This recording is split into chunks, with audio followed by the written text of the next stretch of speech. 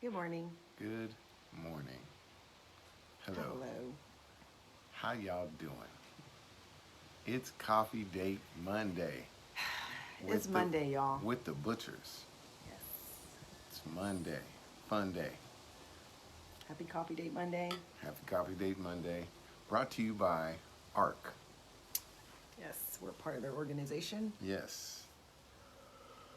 How's everybody doing out there? You guys doing okay? Everybody holding up? You see what's going on in California right now? If those of you that are in Cali, do you realize that the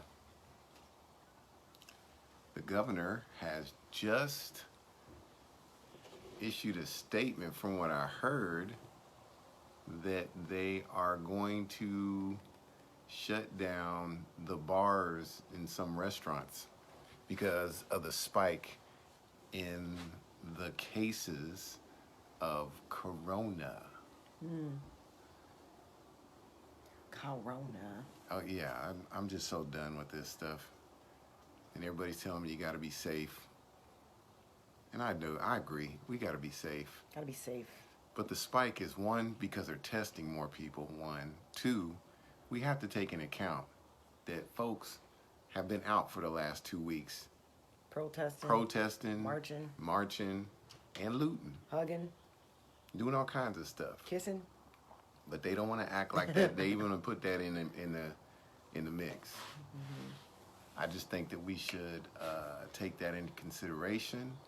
We should quarantine the sick and those that are susceptible, or those that have autoimmune deficiencies, or may sure. have any other issues, should not be in public places. I find that odd that I have to be responsible for a person that they know they have some type of issues, that they would be out in public places right now. You can't. And as you guys know, personally, it's my decision for me to be out, and you guys know I have a condition that makes me a little bit more susceptible to not catching it, but it not doing me so well. Yeah. You should leave it right where it was, babe. I don't see any comments. Because nobody's commenting. Oh. There you go. These are just people Oh. popping in, babe. So, I don't want to rant today because we have some really good stuff to talk about today. We do? Really good stuff. Yeah. Well, we wanted to talk about, like, I feel like with every marriage and every relationship, people go through times of discouragement. I know for us, one of the hardest, I wouldn't say one of the hardest times in our marriage, but one of the hardest times in our life was when we lost our parents. I lost my mom, and then no, he lost his dad, and then like 4 or 5 months later, 8 months. 8 months later. 8 months later, Yeah. we lost my mom, and you guys, I was discouraged. He was discouraged from losing his dad. It's one of those things, like both of our parents that we lost, unfortunately, were sickly, so they had some medical issues going on and stuff like that. And so for long periods of time, they had different sicknesses.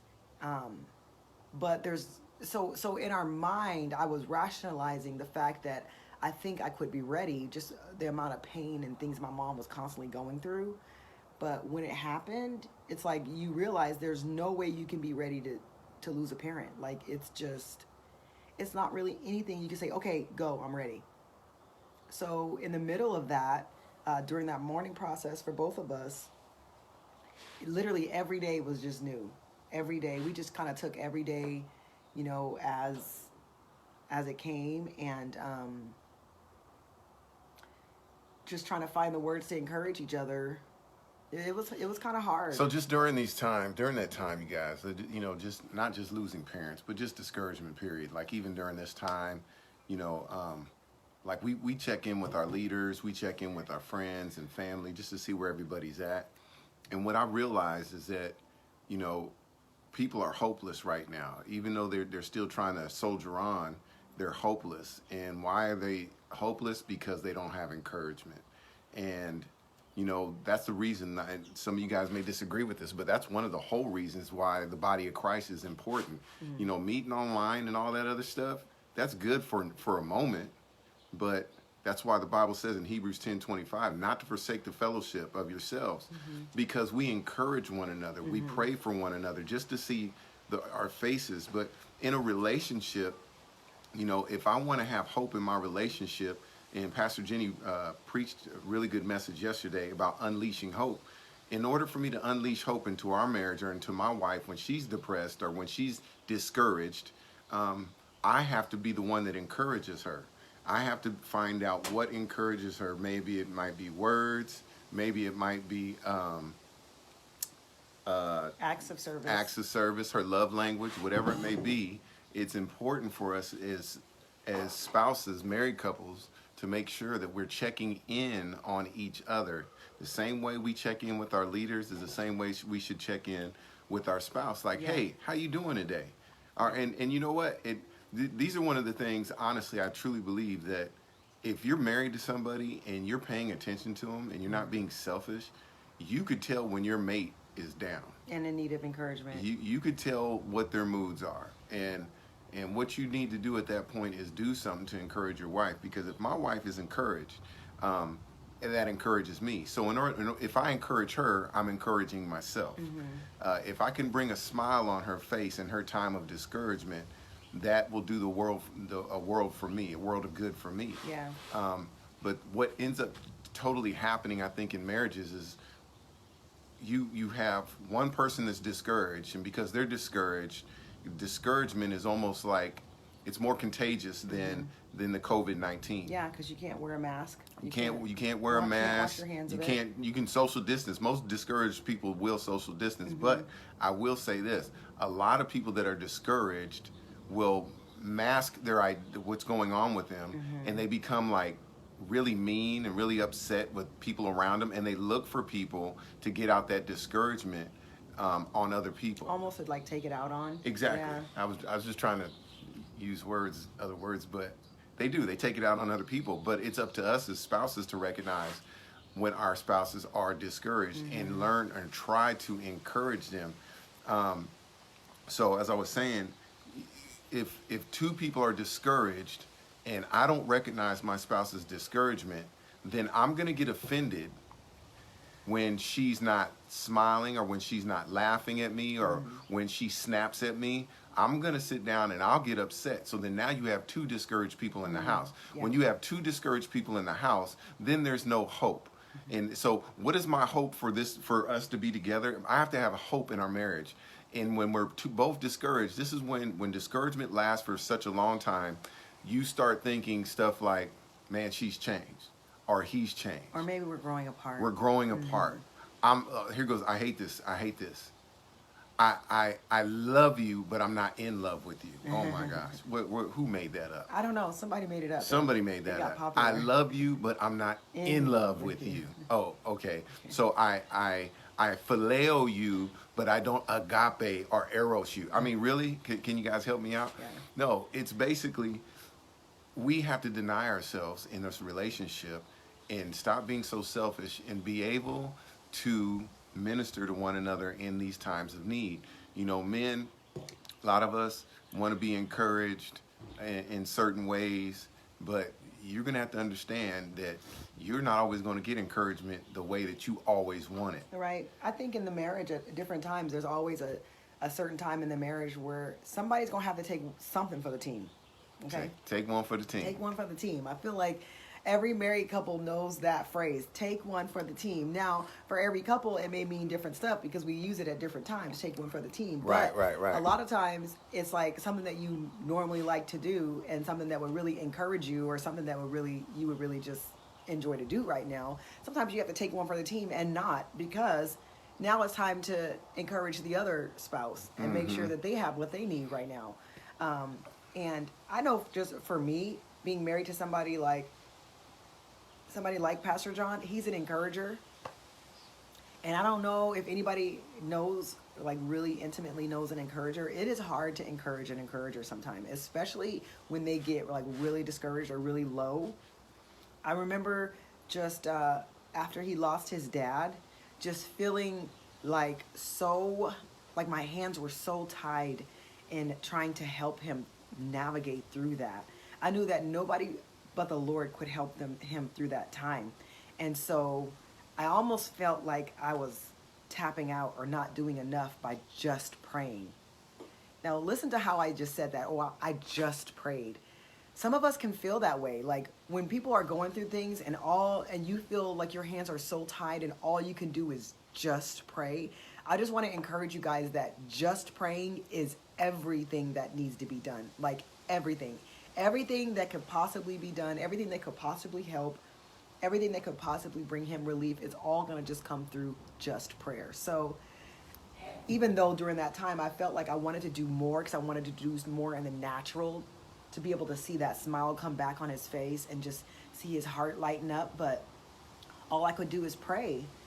Yeah, and just to let you guys know, encouragers, if some of you guys out there, people, if you're a people person, you're an encourager, you're always making people smile and stuff like that. So when we get discouraged, we get discouraged. Yeah. Like way down. And you know, when you try to encourage somebody like that and they don't seem to be getting encouraged, don't stop. Yeah. And I say that because, you know, sometimes even though you're doing encouraging things and the person's not responding, it doesn't mean that it's not affecting their heart. Right. You know, because some things, you know, the Bible is specific about us mourning. And there's sometimes people are mourning certain things and you have to let them go through that process. But what helps them get through that process is your encouragement. Yeah. Because I've always said that encouragement is wind in the sails of hope.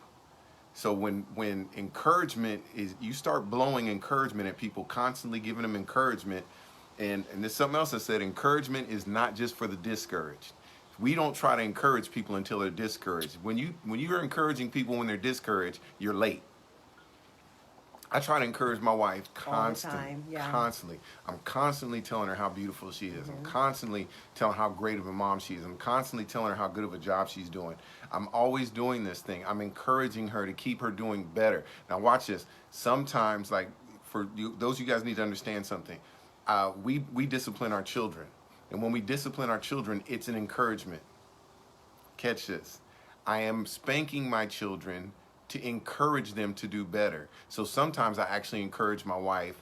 It may not be you're doing this so well, but I encourage her by saying, honey, listen, you're putting forth a great effort, but there's still more that can be done.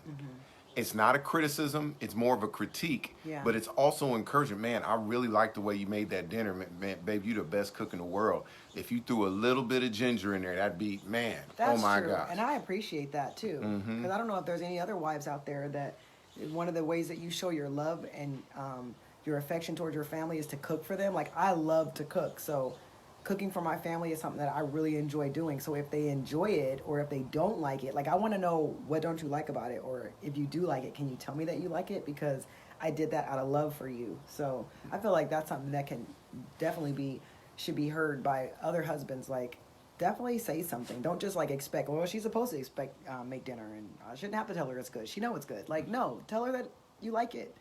Tell her what you like about it. And ladies, I'll share this with you too. Don't let other women be encouraging your husband, and he ain't getting it from you. I'm just sharing that with you because nobody can encourage me like this woman right here. And there's times that people will say nice things to you, and their intentions aren't bad at all. It just doesn't hit the same. It just you know, ladies, if my wife has my affections, I want her to have everything. So when she encourages me, that I think that's just the best thing for me because I won't. My mind and my sight won't start going anywhere else. Because what the danger of discouragement is a loss of hope in the marriage, and then guess what happens? The loss of hope in marriage leads to the D word, or it leads to D. We can say D, divorce, or disloyal. Yeah, and at all times, I literally think of my heart as a hotel, and there's no vacancies. Like there is no vacancies in my heart for anything or anybody else because those areas are already being filled by my husband. That's friendship, that's companionship, partner, like business partner, and then, you know, like a lover. Like all those areas are already occupied in my heart. And if there's areas in us that we feel that are lacking, there needs to be some communication about that to make sure that there is no vacancies, there's no empty spots. I want every room. Yeah, and he should have every room, and she should have every room. And if there are areas that you feel like there's some emptiness there, like there needs to be some communication. And I feel like it's not bad when you have to have those talks, because some of the things that we come across with some couples is that the wife feel like, well, I don't want to nag him because he's doing such a great job in the business partner area and in the in the partnership area, but the friendship is like really lacking, and I don't want to be a nag or feel like I'm coming down on him or whatever, but you're feeling like there's a vacancy there, because the thing is that what we do is, without even knowing, we're going out and we're trying to get those other areas filled or met by other people, Other things. and it ought not be so. Yeah, or other things. Hey, ships have different compartments on it. It's not a boat. It's a ship. The ship has many rooms. Like you think of a cruise ship, so it's a ship, or it's a relationship. Mm-hmm. And in a relationship, there's many different compartments, many different areas. And each one of those compartments you want filled with the person you're in the relationship with. Mm-hmm. What happens a lot of times is we allow our spouse to have a lot of different rooms in that ship, but then we start leasing out some other rooms to other people, other things, and we give them out. One of those rooms, we just rent out to whoever is available at the time, and it shouldn't be like that in a relationship. You know, you're supposed to be fully devoted. I think one of the things that we said when we all got married was forsaking all others, and that basically means this: I'm not renting any rooms out to anybody else. Nope. All these rooms in this ship, no vacancies, is yours. No vacancies. I love when my husband does weddings and he does that little sand thing, and the husband and the wife, they both have sand and they pour it into one vessel. So the wife might have pink sand and the husband may have blue sand, but when they put it together, it just creates this beautiful meshed swirl, work of art.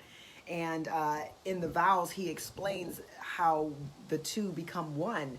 And so that masterpiece, that artistic expression, whatever that they just created by combining those sands, represent the new life that they're creating with themselves. But every single time, like clockwork, there's always some sand that spills out.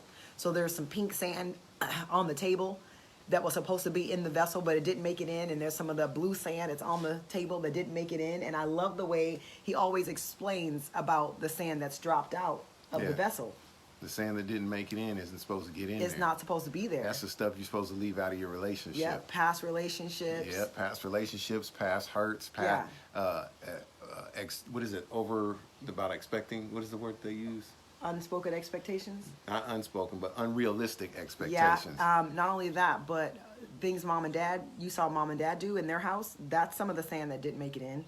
Like all those things the sand that didn't make it into the... Don't try to sweep it up and put it in. Yeah, don't try to force it in because it didn't make it in for a reason. It's supposed to be in there. It doesn't make it in there for a reason. But we're really talking about just learning how to encourage one another during times of discouragement, because if any of you guys are feeling some of the same things that we're feeling, some of the same things that a lot of people that we love and that we're connected to are feeling, that these are times where it's discouraging, guys. These times are discouraging. It's uncertain. No one knows how it's going to end or how it's going to land. And I believe that's why a lot of fear is present, because it's almost like a car that's driving it. You're not really sure about where this destination is. Are we going to crash? Like, what? Am I going to be hurt? Like, is everybody going to make it over okay? Like, there's a lot of uncertainty. And so a lot of people are discouraged right now, you guys. A lot of husbands are discouraged. A lot of wives are discouraged.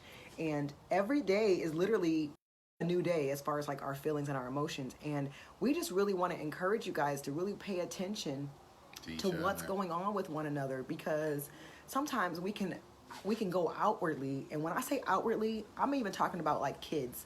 Like sometimes we'll like focus like it's not time for me to figure out what's going on with you.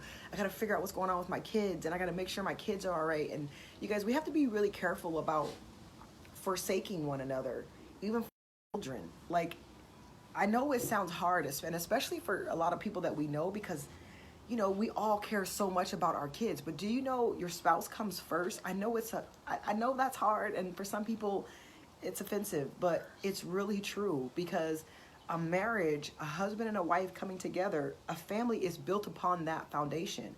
It's us, God, and then children, and then ministry, and then business, and then everything is built upon this foundation here called marriage. And so that's why we have to really make sure that it's healthy and it's strong, because when we start adding on too much weight and focusing on what's going on top of the foundation, but we're not realizing that there's cracks in this foundation, everything that we're building on top of it is going to come tumbling down when this fails. Do you get what I mean? So we really, really want to encourage you guys to really take those times to stop what you're doing, sit down and have a conversation with one another. How are you feeling? How are you doing? What do you think about this? How are you processing this? Like, it's important to know where one another are at, because you're one. Yeah, and once again, make sure that you're encouraging your spouse, and this is in every relationship. Yeah, that's really good, Charlene. But we're basically talking about marriage. The other thing is the other side of this is being able to receive encouragement. Yeah.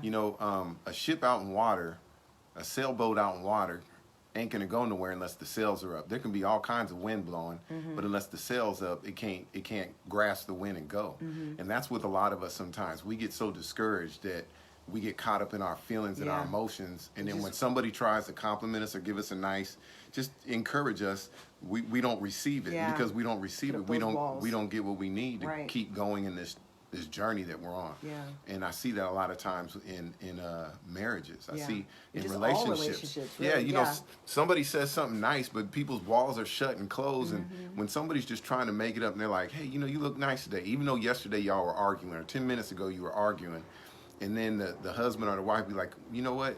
I can't stand you, but you sure are good looking. Oh, you got your walls up. You don't want to receive that encouragement. You don't want to receive any of that. And so we have to learn how to make sure that our cells are up. We're able to receive the encouragement, receive the compliments, and just take them for what they are. I mean, don't sit down and start thinking, okay, they just trying to do this because they wrong. They're trying, to the pure heart, all things are pure. Yeah, just say thank you. Just, thank you and receive it. Yeah. One of the things I talk about all the time, Pastor John talks about it, about a husband being a gardener and a wife being a garden. So a husband, the root word of the husband in, is it Greek or Hebrew? It means husbandry, means like gardener, keeper of a garden. A husbandman. Husbandman. It means keeper of a garden. And so the wife represents his garden, and how well he tends to it reflects on how well her how much virtue comes from her, the glory that's shown in his wife. There's other scriptures that talks about a wife is the glory of the husband. It's like a crown placed upon his head.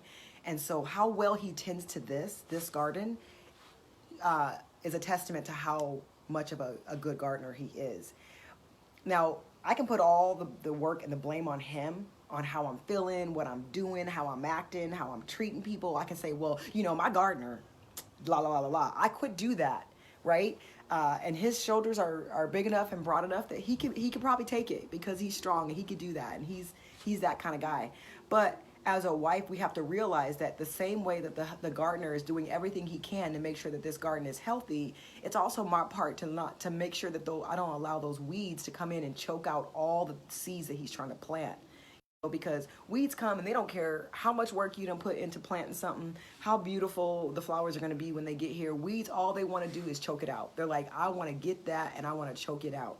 Weeds in our lives can represent unforgiveness, bitterness, resentment, all those things. Like, nope, I know you apologized. I know you tried to make up for what you did. I know you repented. I know you changed your action.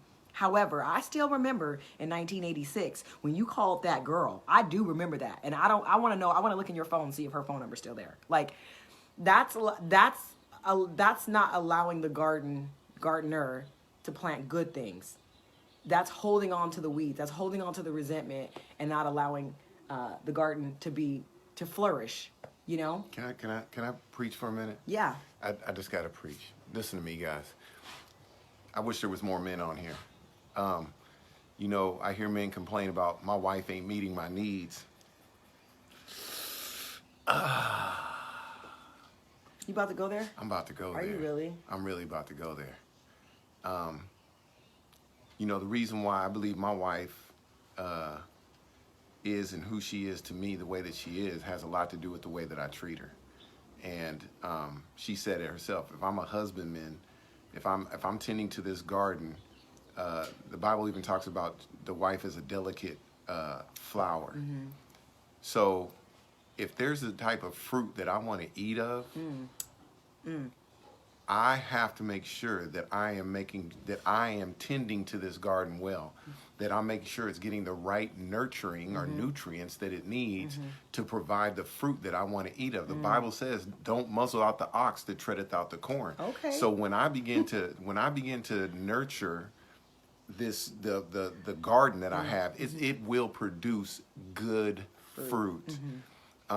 And I nurture her with the word of God. I nurture her with kindness, meekness, long-suffering, temperance. I sacrifice for her. I put in, no gardener doesn't just go out for 5 minutes to just throw water on a garden and expect great fruit. You got to go out there and tend. You know, it's funny because people will tell you that plants will produce better fruit when you talk to them. Why? Because of carbon dioxide that comes out of your mouth. I understand that. But once again, there has to be a conversation. Do you get that? And it's hard to have a conversation if you don't have a relationship. Exactly. So then, or even try to attempt to do one. Yeah. Some plants are a little harder than themselves. Watch this. Some plants have thorns. Yeah, like roses. But you don't throw away the plant because there's thorns on a lot of fruit producing plants. You don't get rid of the plant. You just learn how to handle it. Come on, somebody, I'm preaching. Dude, that's you good. got to learn how to handle that plant. Yeah. So at that point, So the thorns don't necessarily make it bad. the thorns don't make it bad It because just makes that the thorns are there for plant. protection. Yeah. And Ooh. so yeah. So There's so much there. Okay, sorry. Go ahead. yeah, but I'm trying not to interrupt you. At but the it's end so at the end of the day, it's all about eating the fruit that Yeah. I want to eat. And if I want to eat good fruit, then I got to make sure that I'm nurturing. Yeah. And listen, guys, listen very carefully. There is a season. There's a time for harvest. There's a time for sowing. There's a time for reaping. Yeah. Don't think that all year fruit is going to be available.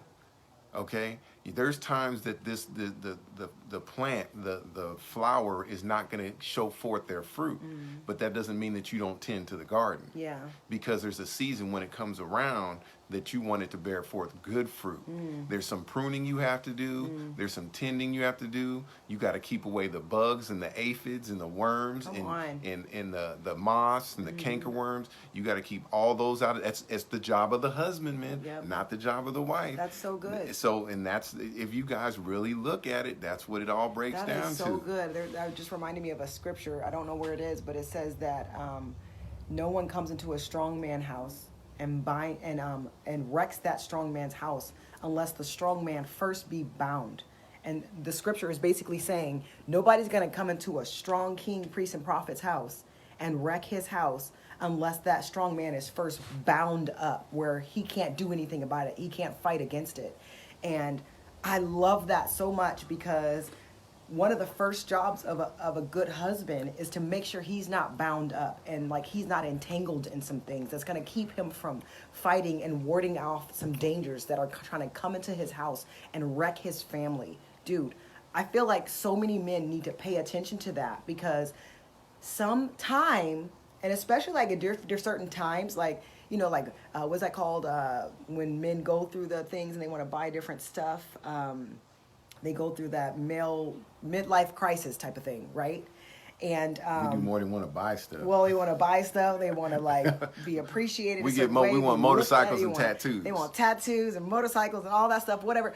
And so when they're going through their little changes, if they're not paying attention, they can really get bound up into some things, and they're not realizing that some things are trying to creep into their family, creep into the heart of their wife, the heart of their children, just their family, their environment, to be able to ward those things off. That before you know it, trying to figure out what the heck is going on with my family. My wife is over here acting crazy. My kids, I don't know where they're at. Like, what exactly did I miss? And I love the fact that my husband is the kind of person where he's literally like, he soldiers up at all times. Like, he's always like on soldier mode.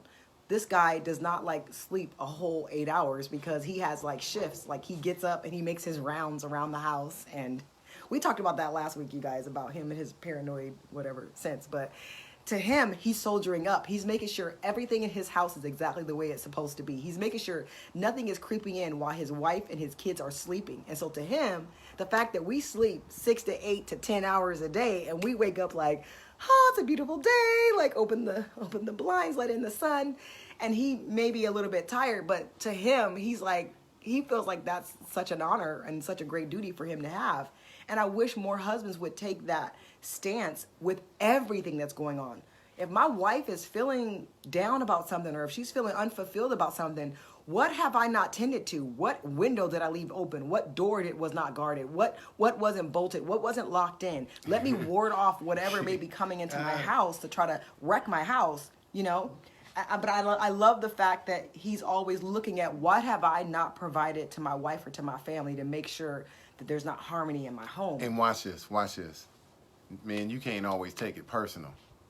You cannot always take it personal. It's about sacrificing, right? No, but you know what happens is a lot of times us as men, when our wife isn't feeling a certain way or they acting a certain way, we take it personal. Like we'll do self-check. I've done this, I've done all that, and you still acting like you done fell and bumped your head. Yeah. And you know, we take it personal instead of just going, you know what, she just probably having a bad day, you know, and you guys forgive me, don't hit me or nothing, but you guys, women, have to deal with hormones. Yeah, we do. And all kinds of stuff. Thank you for acknowledging that, sir. Yeah, because, you know, you guys, if you married and you don't know that by now, yeah. you better just shake your head and get with it. Right. Because it happens. Yeah, it does. And you don't have to take it personal, but I've always told people, I was like, dude, if you're a king of your kingdom, put it this way. Let's look at this.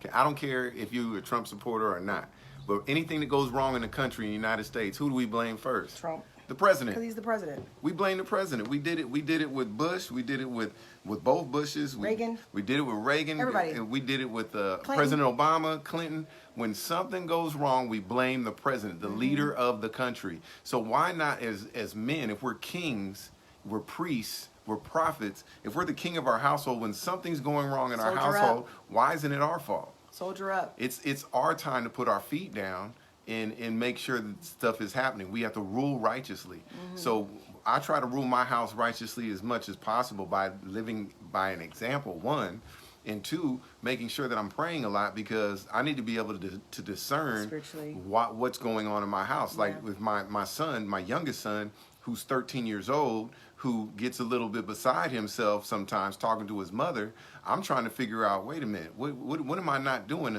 And I got to be in prayer because I'm going to jump and probably try to take his head off, you know, talking to his mom like that. But I have to remember, you know what? We're dealing with a natural person here. He's 13. He got testosterone flowing. He working out now. He thinks he got hair. He got hair on his face. He thinks he's a He-Man or something. He think he a man now, and he just feel like he can say what he want to say. Mm-hmm. And you know, I just got to keep my cool because I can go to jail for knocking him out. It may happen, but. Yeah. So I just got to make sure that I rule righteously, not just with my wife, not just with my kids, but just with my house. But in everything. Yeah, and it's all about being diligent. Like that's what the Bible talks about. Be diligent. It's basically saying pay attention because some people are really set on just routine. Like I know lots of people that are just really big on routine. Just give me a routine. I want to get up at 6. I make my coffee. I sit down and have my toast. Like honestly, that sounds like Papa. My Papa is a man of routine. Like he just has a set routine. And some of us can be real set on our routines that we're not being diligent about the changes in the temperature of whatever spiritually that's happening in our house. And we are just kind of going about our day. We're just going about our routine. And in a lot of our minds, it's like, hey, I'm doing what I'm supposed to be doing. I'm checking all these boxes. I'm about my routine. You shouldn't be upset right now. You shouldn't be unhappy right now. Mm-hmm. You shouldn't feel unfulfilled right now. It's like, no, be diligent, man of God. Be diligent, woman of God. What exactly is going on? Pray. Ask the Lord because sometimes you're going to have to open it up and know what's going on with your spiritual eyes. It's not about just doing everything that you think you're supposed to be doing. Maybe there's something going on with your child. Maybe somebody said something. Maybe somebody did something to them. Like, ask the Lord who knows all things. Be diligent in everything. I just want to go real quick, just go back, make a quick U-turn real quick because one of the things he said as a husband, being a gardener, is that sometimes you have those plants with those thorns. The moment he said there's certain plants with thorns, like I instantly thought of me. Like whatever plant has thorns, like I'm that kind of plant. Like I don't know if I'm a rose. I don't know if a watermelon plant has thorns. I don't know. I don't know exactly what has. Maybe I'm a cactus. I'm not sure. But there's some good things that comes from cactus too. Have you guys ever had a prickly pear or something like that? Like I hear that's good. Isn't that like a fruit or something? But anyway, there's lots of things that comes from thorny things, right?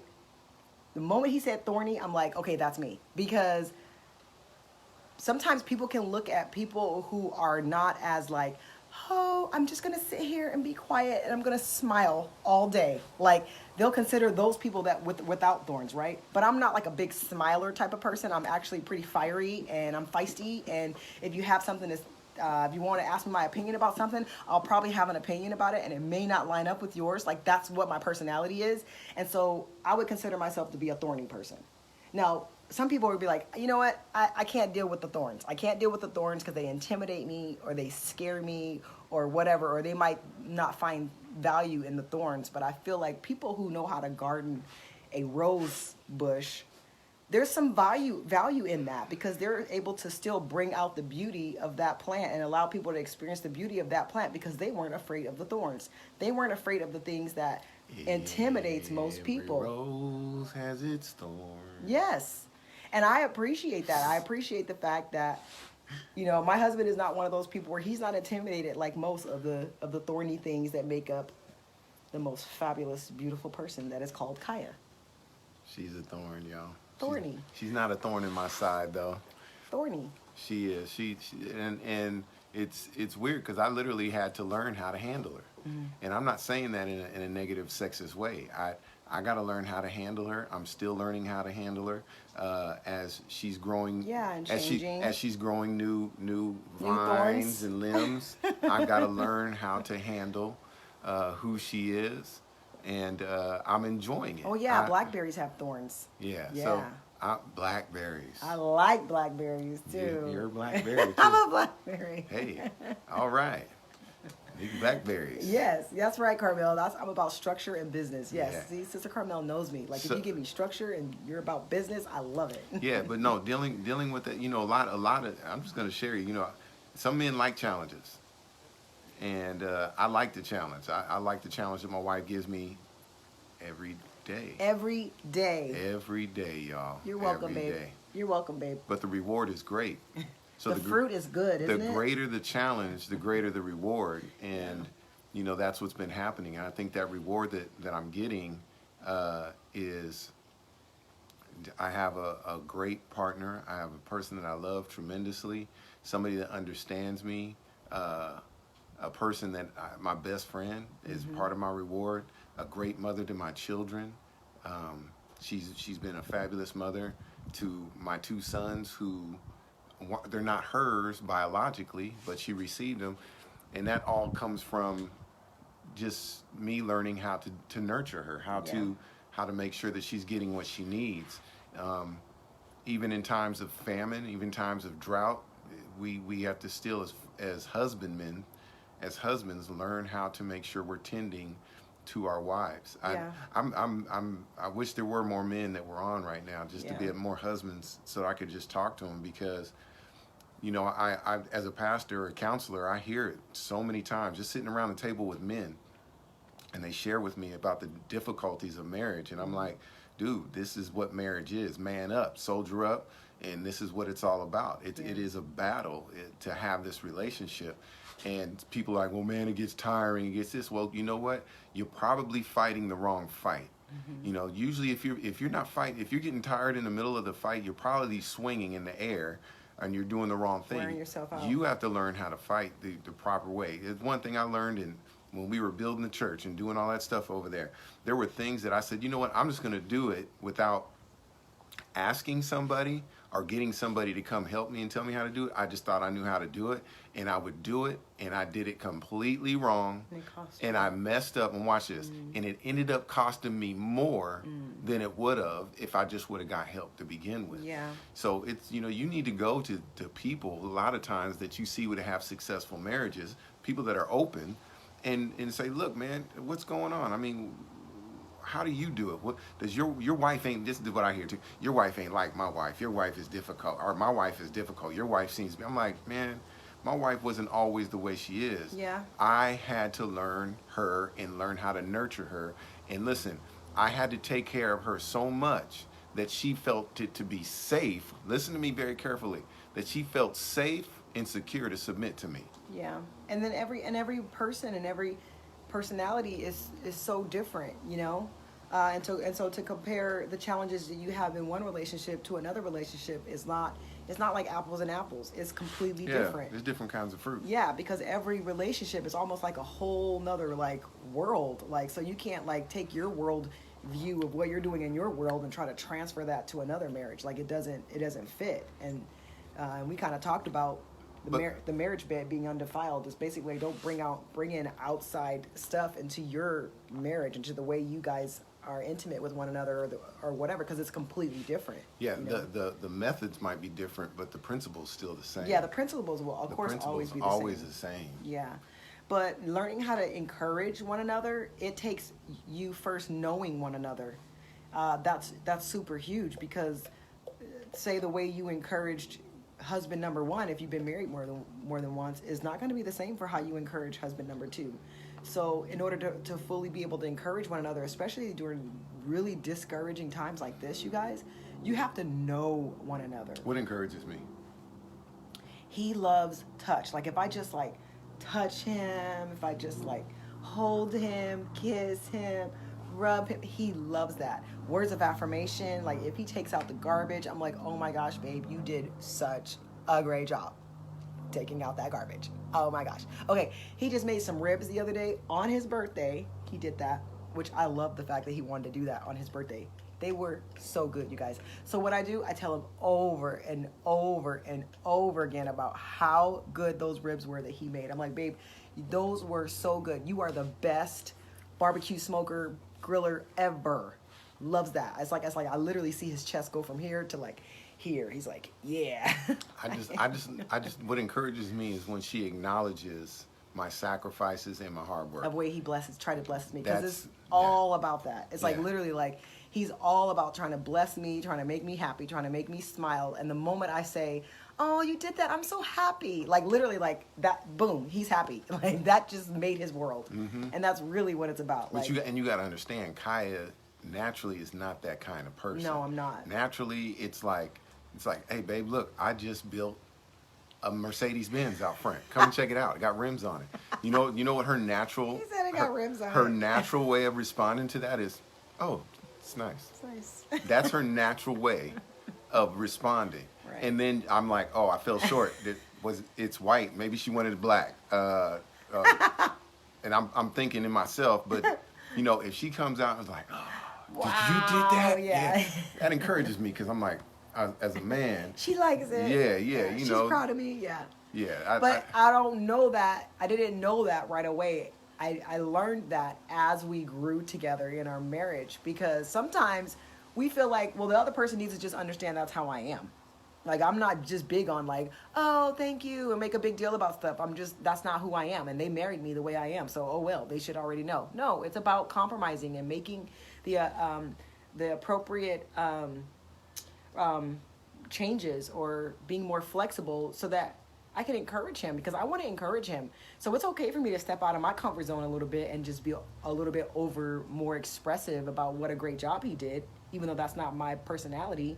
But that's what encourages him, and I love him. And because I love him, I'm going to do that.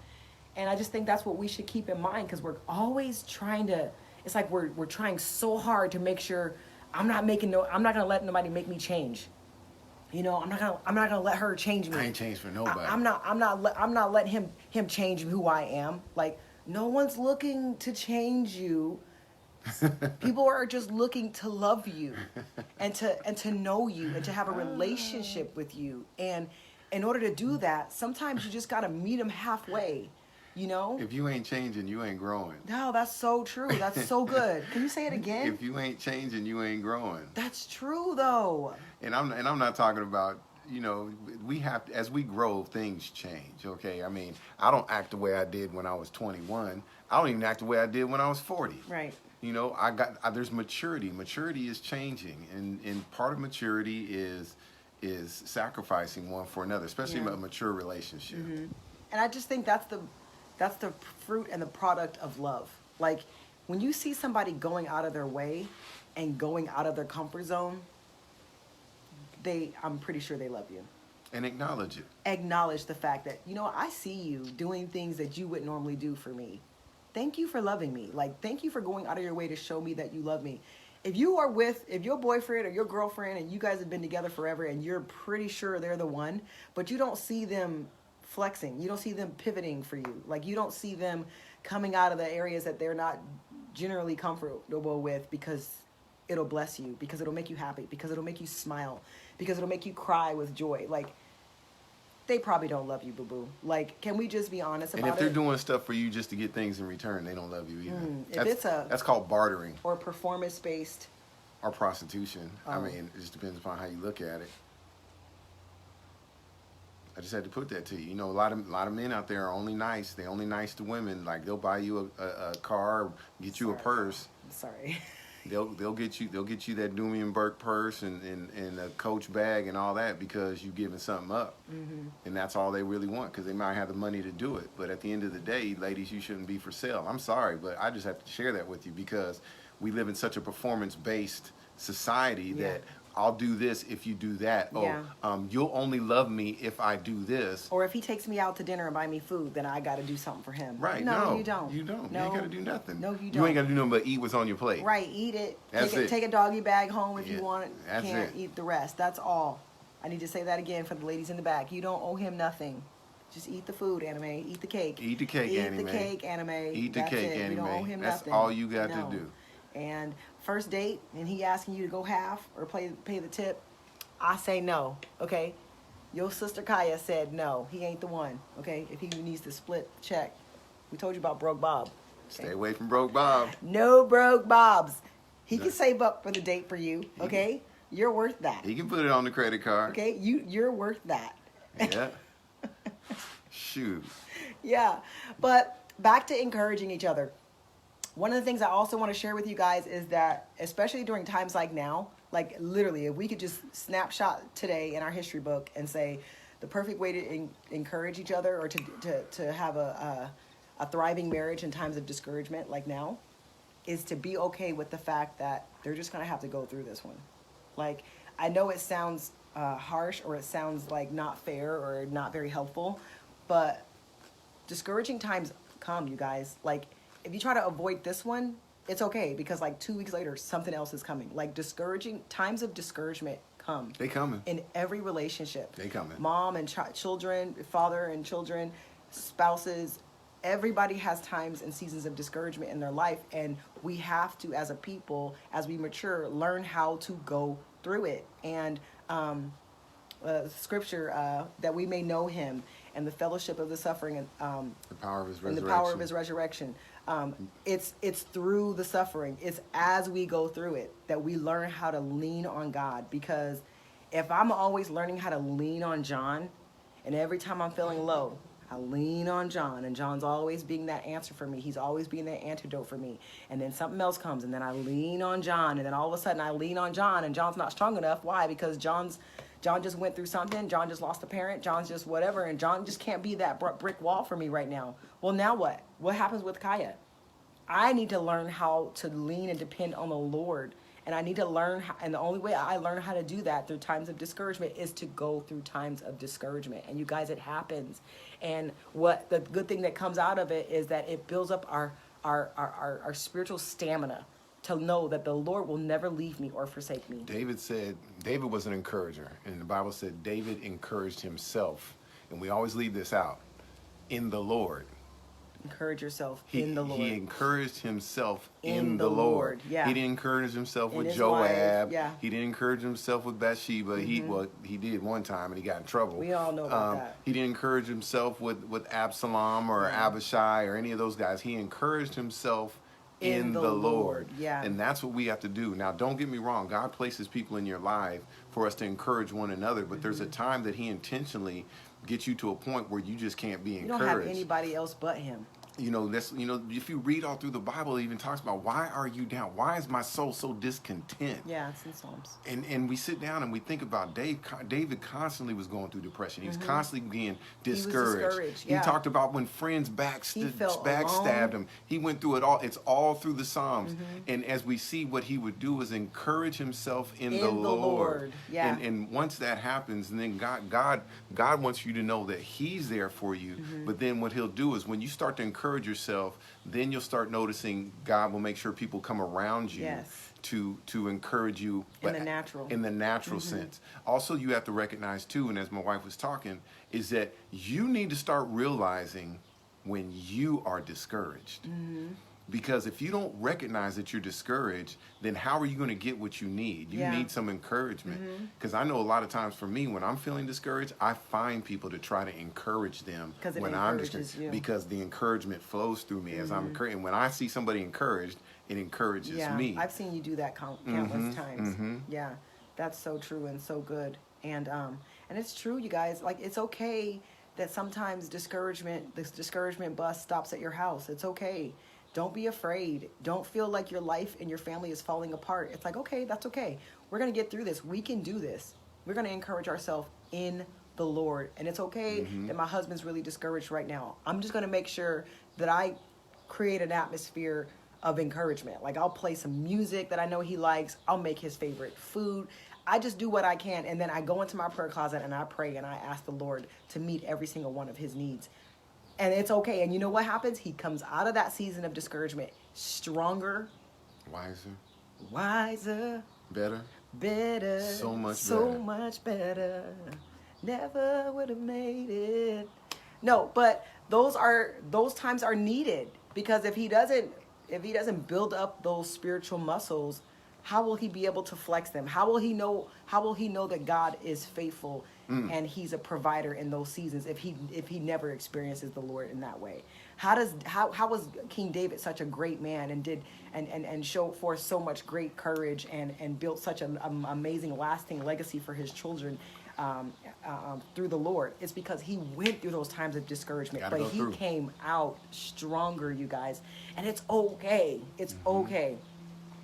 Don't be anxious about anything, but through prayer, supplication, and thanksgiving, make your request known to God, and then the peace that surpasses all understanding will come and encompass you. That's the word of God, you guys. So just do the word. It's okay that the discouragement is here right now. You don't live there. You do not live there. Discouragement is an address, it's a house, and you do not live there. Listen, it's okay to set up a tent in the land of discouragement. Yes. But tents are made for you to pick up and keep moving. Keep moving. You build your house in a place of peace. Yes. You take your tent for the land of discouragement. Yes, that's so good. You build your house in the plan of peace and promise. There's peace and there's promise in the place of your destiny and where you live. That was where you live. That was 3 P's. Peace, promise, and what? You said peace and promise. All I said was peace and promise. In the land of prosperity. Prosperity. Okay, he had to think of 3 P's. It has to be 3 P's, you guys. But anyway, if you are going through a time of discouragement, just know you don't live here. You don't live there. Don't build a house. Make sure you don't make any permanent decisions in that temporary situation, you guys. Don't make no permanent decisions in your temporary situation. You're just passing through the land of discouragement right now. That was the other P. You do not live there. Passing through? You were passing through to the place of peace. The ADHD is real right now. And prosperity. That's where you live in the land of peace. You don't live in discouragement. So I just really want to press that, and I want to emphasize that right now, because so many people are discouraged and they feel like they'll never come out of this. Man, they're like, I don't know if I can get up from this. Because they lost this, because they're discouraged and they lost hope. Yeah. Because we get discouraged, we lose hope, and we can't get out of the prison of today. Yeah, and so we think our tent is actually a house, and we're like, well, this is it. And then they make permanent decisions. Yeah. Like, well, maybe I should just end my life now. Maybe I should just not pursue that job. Maybe I should just quit school. Maybe I should just walk out on my family. Maybe I should shut my business down. Maybe I should shut my business down. Maybe I should shut my business down. That's a permanent decision. Now, if you're Just- saying maybe I'm gonna hold it back, there's something else. But don't make permanent decisions during temporary situations. No, you don't live here. You do not live there. Your future does not look like this. Just know your future that's does good. not look like this. That's good. Yeah. I want to shout. No, that that's was good. so good. Your Yeah. future does not look like Your this. future does You not guys, look like somebody this. needs to take that today and apply it to your Please, life. Look hide around it in you. your heart. Look around you in your house and say, "My future Does doesn't not look like this. No, it doesn't. This is not your future." Whoo, that was good, Kaya. That was No, good. yeah, that is good because then when you know that your future does not look like this, it allows you to protect your hope. Mm-hmm. Because discouragement loves to eat away at your hope and loves to tell you that to stop hoping, to stop dreaming, to stop working, to stop striving, to stop sacrificing. Just lay here and die. But you tell yourself in the deepest part of your guts, your future does not look like this. My future do not look like this. Therefore, I'm going to hope on. I'm going to continue to walk. I'm going to continue to go and see what the end's going to look like because the end don't look like this. So I just feel like so many people need that right now. That was really good. Because when you know your future doesn't look like this, that means that you'll make preparations for what it is supposed to look like. Yes, You know? yes.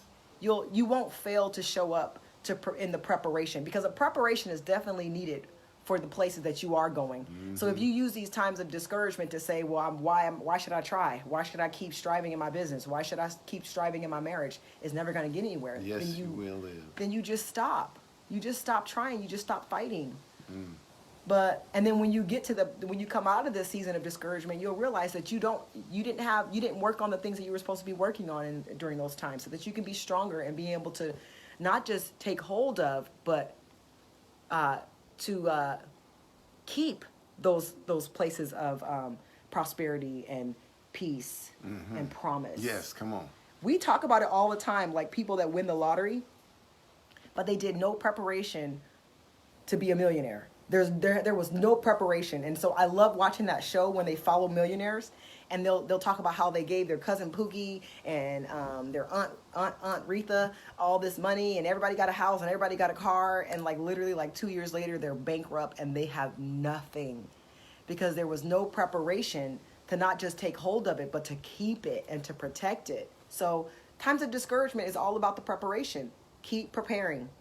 Prepare, man, because your future Does not look like this. I can't get off of that, y'all. Somebody should write a song. We should write a song about it. Or I something. don't know. I might preach that just to get up and preach. Because the fact is that is so encouraging. If you look around, I don't even care if you're living good right now. Yeah. Your future doesn't look like this. God said that your latter days shall be greater. greater than the former, Yeah. than your past. Yeah. And that means that your future is brighter than what you're going through right now. There's some of you right now are sitting in your house with the windows closed. And discouragement has ate away at your hope. And you just sitting there. You need to open up some windows, open up the blinds, let the light in. Go stand in your backyard and declare over your life that my future does not look like this. Yeah, that was a word from God, you Yeah, guys. that's good. That is a word from God. I mean, I'm literally feeling it because I'm just looking around, going, man, because there's so many things that I'm hoping for, and then I'm wondering, am I hoping for it or am I wishing for it? Which are two different things, because faith is the evidence of things hoped for, right? Isn't that what it is? Faith. Yeah. Now, faith is the evidence of Evidence things hope for. hoped for. Yeah. Right? Yeah, the substance of things Not seen. Not seen. So I want to have faith of this hope that I don't see it yet, but I know what I'm seeing right now is not what I have faith for. Because if I see it, then why do I need hope? Why do I need faith? So my hope is in the future, and my future doesn't look like this. Yeah. So I'm like excited about that, you guys. My wife she got me you got me fired up, babe. I'm just really good. fired up, and I hope you guys are too. Yeah. And just share that. We're hoping we were able to encourage you guys today because we know that the pandemic of discouragement is running rampant right now, you guys. Fear is being sold for buy one get one free. It's BOGO on fear right now, you guys. People are literally passing it along on social media, and it really saddens my heart as a pastor when we see people that we thought we pastor, that we thought attends our church on social media passing along fear. It's like, literally, really? Are you really? Stop it. When did you start working for the accuser? When did you start working for the devil? Because he doesn't want us to have any good thought. And he ain't even paying you. He's not even paying. You working for free. He literally just put you in the game, and we didn't even know you were on his team. We thought you were on God's team. You was on the take. You guys, it's really been disheartening to see how freely fear has been passed one to another, like so freely, like so easily. And as Christians, guys, we're hope bearers. We're bearers of the hope. We're covenant keepers. We're keeper of the covenant. So if God, back in the Old Testament, there was the Ark of the Covenant. It was a container that contained the promises and the covenant of God. It's no longer about the Ark of the Covenant. Nobody knows where that is right now. Some people say that they do. Israel says they know where Israel says they know where it is because we were there, and they said they do know where it is. But the Lord who is looking after his Ark of the Covenant, guess where it is? It's in here, you guys. We're God's Ark of the Covenant. It's about us being containers. The presence. The tablets. It's us. Is on our heart. Yes, he wrote it on our hearts. It's no longer about the Ark that people fought. There were wars fought over, and one person had it, and they felt like they had the victory, and then it got stolen again. God's like, I'll fix all that. I've written it on the hearts of my people. And it really saddens me, and I know it saddens the Lord, when we look on social media and we see people who are supposed to be bearers of hope, the new arks of the covenants, the new containers of the covenant, passing fear around, accusing one another, siding with the accuser, the devil, accusing people for not doing things right, accusing people for walking in faith and walking in freedom, and making them feel bad about it. Mm-hmm. Dude, it makes me so sad as a pastor, because it's like, what did we not do right? What message did we not say? What Bible study did we not teach to show that, hey, we're different, we're peculiar? We should be acting peculiar, you guys. There should be nothing that matches the way the world is acting. There should be nothing like that in us. We should stick out. We should be different. But so many of us have not been. And Marlon, I agree with you. The media is making everybody discouraged in America. But watch this. Why would this is just me personally, and I'm just sharing this with you guys. No condemnation, but think about this. If you knew somebody right now that had the COVID-19, was coughing, hacking up stuff, why would you sit in their presence? Why would you do it? No. If somebody had malaria, if they had the flu, what do? You stay away from them, right? Yeah. But yet we don't realize that we keep focused in on this media push, and we just get caught up in everything. But it's us that's passing it along, though. But the thing is, we catch it, and then we pass it. Mm-hmm. So what we literally, you guys, I'm telling you, I can't watch the news anymore. I've gotten to the point where even with social media, you know, if you because it keeps, there's algorithms. So whatever you stop on for more than a couple of seconds, it'll keep putting it on your feed. It'll feed you that. So every time there's news, every time there's something goes, listen, guys, we know about police brutality. We know that it happens, okay? We know that the COVID and people are dying. We know that. I don't need to hear it anymore. I just scroll past it real fast. And I'm going to stop on something where I see a little kid singing a song or kittens, little kittens. And I can't stand cats. And I'll stop on a little kitten. Because now I want my feed to be that Your something algorithm positive. will change. My algorithm will change. We have to change our algorithms to what we're watching. Turn the TV off. There's nothing on the TV that wants to feed your soul. It doesn't want to feed your soul properly. And we could become just as guilty as the media when we catch that disease of fear, and then we turn around and we're going, did you see the latest numbers of the death? Oh my God, you guys, you need to stay at home, and you need to, I can't believe you going to church, and I can't believe that you out at the protest. I can't believe you here or there. Dude, listen, man. Get rid of all that fear, get it out of you, and start walking by faith. Yeah.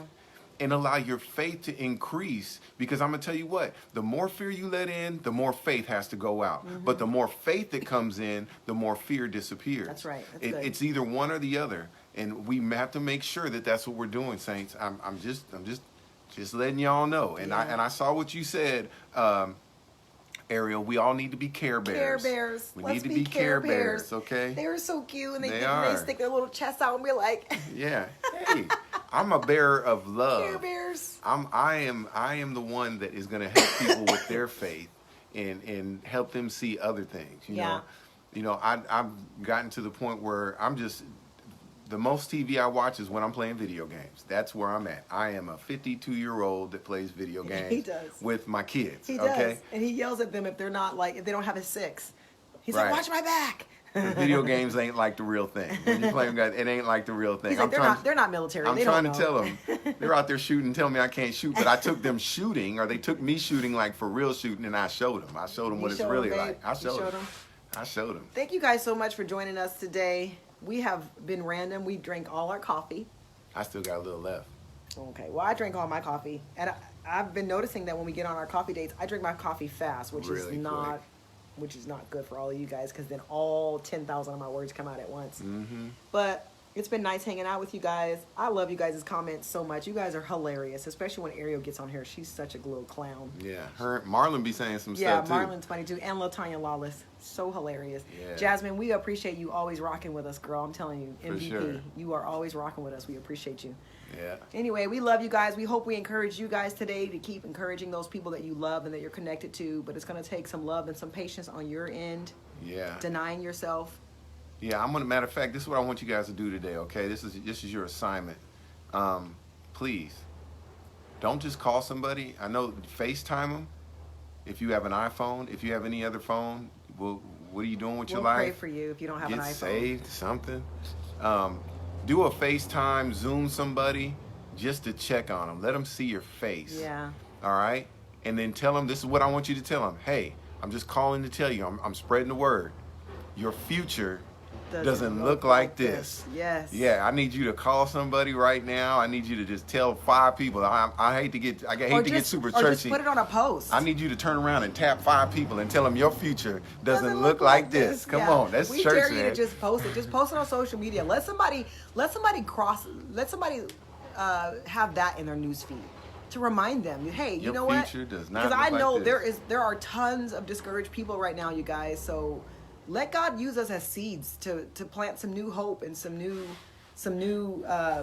peace and joy in people's lives right now, because since everybody wants to pass on fear, let's pass on hope. Your future doesn't look like this. It don't look like this. We love y'all. You guys have a great Monday. We're going to enjoy our rest of our Sabbath and just enjoy each other and just enjoy our kids, and we'll see you guys next time. Yeah, we love you guys. Thanks for tuning into our madness, you guys. Yes. And thanks for loving our randomness. yeah, somebody says I need a phone for Jasmine needs an iPhone. we gotta start a GoFundMe. We're gonna start a GoFundMe for for Jasmine. Jasmine's iPhone. iPhone, praise God. We just want you to send your proceeds right now.